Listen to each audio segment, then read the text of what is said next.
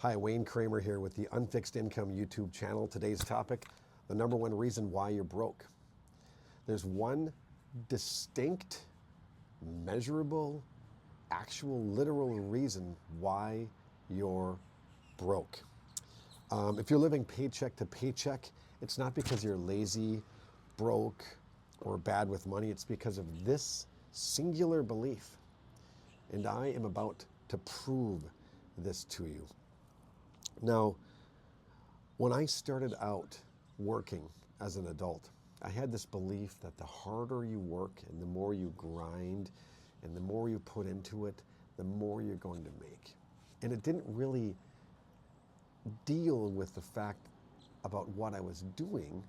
I just determined that if I work really, really hard, I will indeed someday make a lot more income in my life, and I would attain, I should say, financial freedom. So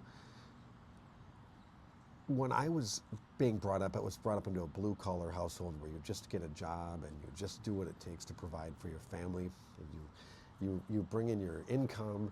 You don't really set larger goals. You just get a job with good benefits and you begin to provide for your family and to start your life out that way. So naturally, my first job didn't quite pay enough because I was doing labor. And so the quickest solution is to just get another job, which seems logical, right? You would just get another job so that you would have two jobs. So obviously, if you have two jobs, you're going to make more money. And even on top of the two jobs, many times I remember doing side jobs, like construction side jobs, little things that got me a little bit of extra earnings. But the entire time, I was trading my time for money, and it just is exhausting after a while. You start to bring in this money, and you are piling it on, the work, the hours, the labor, and it's great. Working hard it's a admirable thing, respectable. But there is a point where you need to take stock in what you're doing and think, am I doing the right thing? Is doing more of this thing going to actually get me closer to financial freedom? I did many different jobs. Construction, I hung seamless rain gutters. I did siding. I did roofing. I worked in some restaurants. For a while, I made Christmas wreaths, which was challenging because I was allergic to actual pine trees. So that made for a long evening every night. That was my 6 p.m. to 9 or 10 p.m. job. I think I was making $4 an hour. It was a long time ago. But the moral of the story that I'm really trying to dig into here and to really explain to you is that what I did was I took what I was doing, I did more of it, and I was hoping that it would get me closer to financial freedom. I remember seeing people working in jobs where they were white-collar jobs and they were professional salespeople, educated people, just white-collar jobs, business administration jobs, managerial jobs, just thinking, I don't see how that could be for me. I'm not one of those people that could live that way. And if you are someone that thinks that way, that thinks, hey, this isn't something that's for me that I can do, you're not alone in that, because I used to think the exact same way. I would see people doing so much better than myself, and I would just not include myself in that group of people. And it's just devastating after a while, because what you believe about yourself inevitably will dictate the actions that you're going to take in your own life. And it will dictate your successes, your failures, every single thing that you do. And for me, it was really rough because I just believed that I was a labor guy. That's just who I was. It was my identity. And when that becomes your identity, it really starts to shape the decisions you make and who you are as a person. So for the longest time, I worked multiple jobs, at least 2 full-time jobs. I remember for 1 year, I worked full-time days doing construction, and then I worked full-time nights. I literally barely slept for that entire year. And I think my total income that year, I would say it was probably about 50,000, maybe 35. It was very, very small for the amount of effort that I was putting into that work schedule and the amount of dedication that I was putting into it. It was just brutal. So I continued to do that for a good number of years. And it wasn't until the economic collapse in 2008, 2009, 7, that things slowed down. They came to a screeching halt. As a family, our checking account for a family of 5 was down to about 69 cents. And so there I was, not able to bring in enough money for my family, not able to earn enough. And I was forced to make a decision. And what that decision was, I decided to stop thinking the same way that I'd always thought, and I decided to make a change. Now, when you financially collapse and you have 69 cents for a family of 5, it's pretty easy to do that. But it's the same principle. We need to take stock in where we're at and look at what we're doing and make a decision to change what we're doing if we want to have a different outcome. I realized for the longest time that it was actually not the economy. It was not my intelligence level.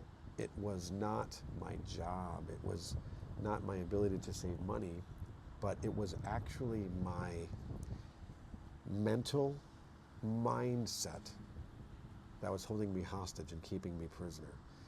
I realized for the first time that every time I crawled up onto that roof to do the installations, that it was myself that was putting me there. For the longest time, I thought this company, they make us do all this labor. They're making me come here. Let me tell you something. No one is making you do that. You're choosing to do that. Yes, you might have bills. You might have money that needs to be earned. You might have responsibilities, a wife, children, whatever it may be, elderly parents that you're caring for, school debt, whatever it is. But nobody is physically holding a gun to your head and making you stay in that career. You are choosing to do that. And that's what I was doing. And it was a harsh realization. It was a tough pill to swallow when I finally realized it is my fault. But that is a very big part of change. Once you actually accept responsibility and you take it for what it is, then and only then can you make the changes that you're going to need to have a different outcome. So the number one thing that is keeping you broke, it's not your job, it's not that the world's unfair, it's your mindset. And until that changes, there's really not going to be a lot that you can do in a different direction than what you're doing right now, because your mindset is what really holds the keys to the kingdom.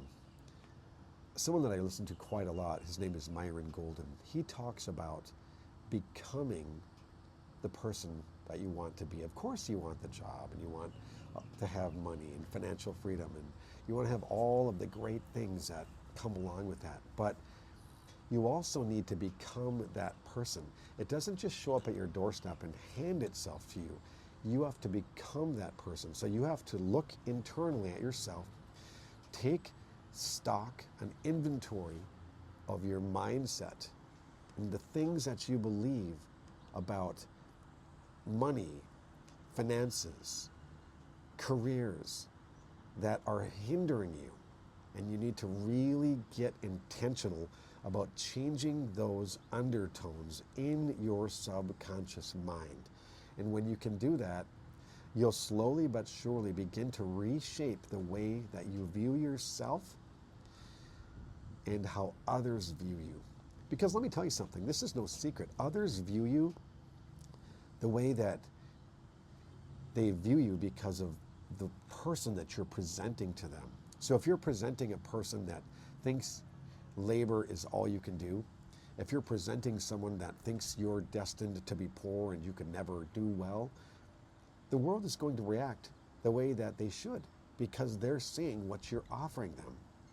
if you make changes and you start to really decide, I don't want to be broken. I don't want to be broke financially. I want to win and I want to do well. And I believe I can. I believe it's okay for me to do well. And you start to implement those changes over time, it's going to make a complete, incredible transformational difference in your life and the way that you view yourself and others view you. So the number one reason why you are broke, it is 100% unequivocally your mindset. You know, my son plays travel baseball, and I always try to tell him if he's ever having a tough time hitting or fielding, or he's making an error here and there, or whatever, I tell him the top people that are professionals that win at this game. So you're talking about like the Derek Jeters of the world, the Shohei Ohtani. These people are unbelievable specimens. You would think it's just like a magical thing how they win. But the real difference is when someone has a true instinctual, deep down belief about themselves that they will win, when they fall down, when they strike out, when they make an error, they let it go and they realize that they will win the next time.